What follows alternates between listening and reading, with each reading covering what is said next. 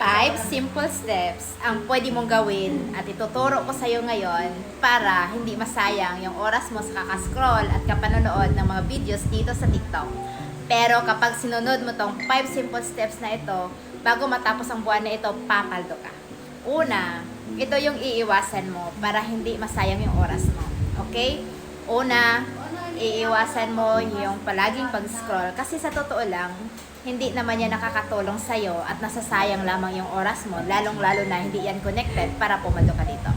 Pangalawa, iiwasan mo yung palaging panonood ng mga videos dito kasi doon pa lang nasasayang na yung oras mo, yung load mo, yung wifi mo, doon hindi ka naman pumapando.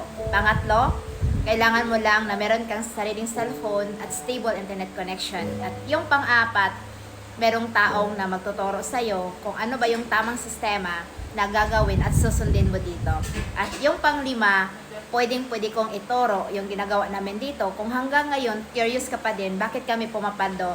At kung ngayon, gustong-gusto mo ng pumaldo dito sa TikTok, okay, ang gawin mo lang, i-heart mo tong video na to, i-comment mo yung trabaho mo, at taga saang lugar ka. At pinaka-importante, i-message mo ako diretsyo at huwag mong kalimutang ma-follow mo ako para mabilis kitang mapansin. So paano? See you and God bless. Bye-bye!